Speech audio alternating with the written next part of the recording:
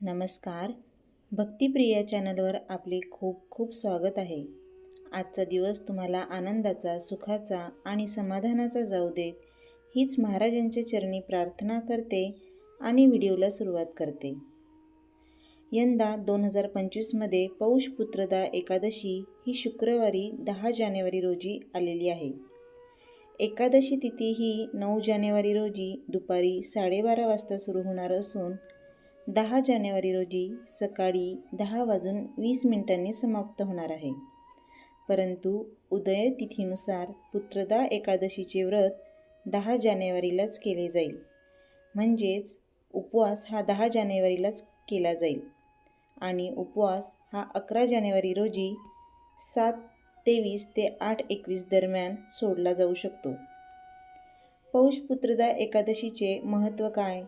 तर ही एकादशी मुलांसाठी, आशीर्वाद मागणाऱ्या जोडप्यांसाठी पूजनीय आहे. म्हणजेच या एकादशीचे पालन केल्याने मुलांचे आणि कुटुंबाचे कल्याण, आरोग्य आणि आनंद हा सुनिश्चित होतो. ऐतिहासिकदृष्ट्या निपुत्रिक राजे आणि राण्यांनी दैवी हस्तक्षेपासाठी हे व्रत पाळले आणि त्यांना वारसाचा आशीर्वाद मिळाला. भविष्य पुराणात राजा सुकेतुमान आणि राणी शव्य यांची कथा सांगितली आहे, ज्यांना या दिवशी उपवास आणि प्रार्थना केल्यावर मुलगा झाला.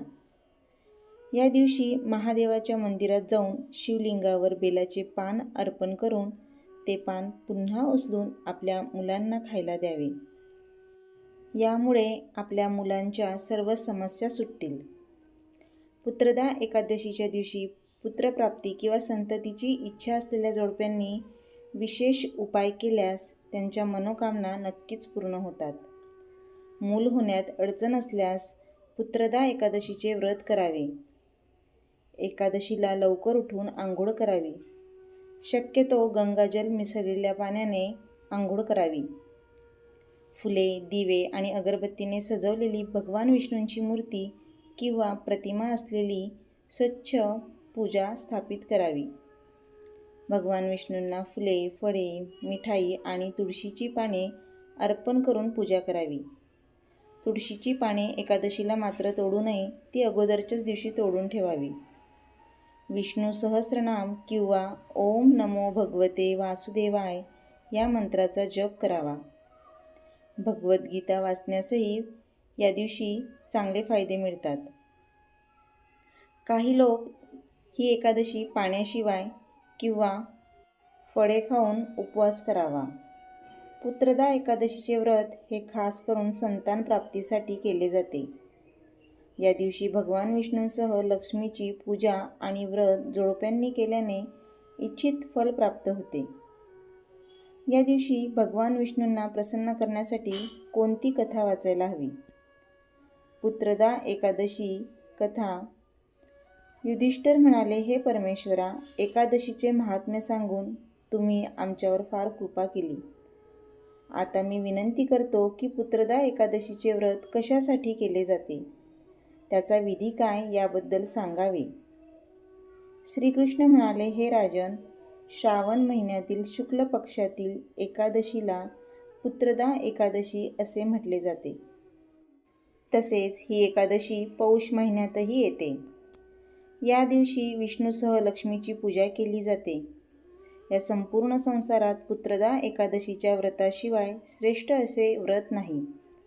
या दिवशी व्रत केल्याने मनुष्याला पुण्य लाभते, तसेच तो विद्वान आणि धनवान होतो. हे व्रत का केले जाते? तर भद्रावती नावाच्या नगरीत सुकेतुमान नामक राजा राज्य करत होता. त्याला संतान प्राप्ती नव्हती. त्याच्या पत्नीचे नाव शव्या असे होते. तिला संतान नसल्यामुळे ती नेहमी दुःखी असायची. राजाकडे अफाट संपत्ती होती. धन, हत्ती, घोडे, धान्य सगळे होते. परंतु राजाला कुठल्याच गोष्टीत समाधान प्राप्त होत नव्हते. मी गेल्यानंतर माझ्या राज्याचा सांभाळ कोण करेल? माझे पिंडदान कोण करेल? या विचारात राजा नेहमी असायचा.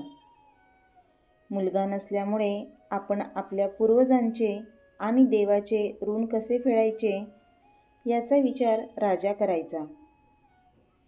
आपल्याला संतान व्हायला हवी असे राजाला नेहमी वाटायचे.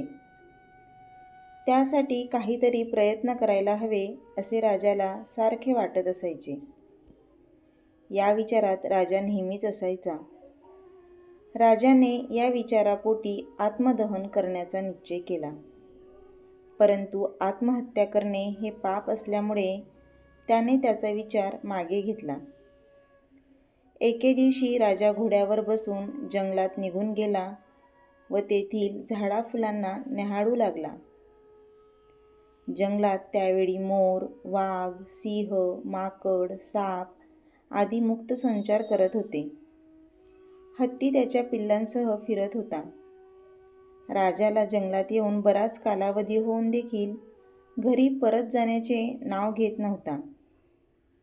जंगलातील दृश्य पाहून तो विचार करत होता, मी आजपर्यंत यज्ञ केले, ब्राह्मण देवतांना भोजन करून तृप्त केले, तरीही माझ्या वाट्याला दुःखच का आले असावे. विचारात मग्न असलेल्या राजाला पाण्याची तहान लागली. राजा इकडे तिकडे पाण्याचा शोध घेऊ लागला. थोड्याच अंतरावर राजाला एक सरोवर दिसले. त्या सरोवरात सुंदर कमळ उमलले होते. हंस व मगर विहार करत होते. सरोवराच्या चहूबाजूंनी ऋषींचा आश्रम होता. त्याचवेळी राजाचा उजवा डोळा फडफडायला लागला. राजाला शुभशकुन प्राप्त होणार असल्याची जाणीव झाल्याने तो घोड्यावरून उतरून ऋषीमुनींना नतमस्तक होऊन त्यांच्यासमोर विराजमान झाला. ज्या व्यक्तीने पुत्रमुख पाहिले आहे तो धन्य आहे. अशा व्यक्तीला पृथ्वीलोकात यश व परलोकात शांती लाभत असते. पूर्वजन्माच्या पुण्याईने व्यक्तीला पुत्र धनप्राप्ती होत असते. राजाला पाहताच ऋषीचे म्हटले, हे राजन, आम्ही आपल्यावर अत्यंत प्रसन्न झालो आहोत. आपल्या मनात येईल ती इच्छा तुम्ही मागा.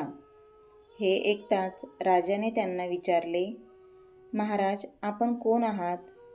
येथे येण्यामागचा तुमचा उद्देश काय? ऋषीमुनींनी सांगितले, हे राजन, आज संतान देणारी पुत्रदा एकादशी आहे. आम्ही विश्वदेव असून या सरोवरात स्नान करण्यास आलो आहे.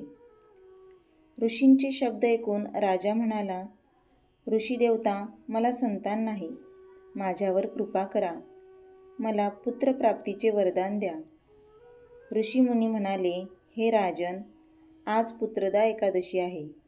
हे व्रत आपण अवश्य करावे. भगवंताच्या कृपेने आपल्याला लवकरच संतान सुख मिळेल.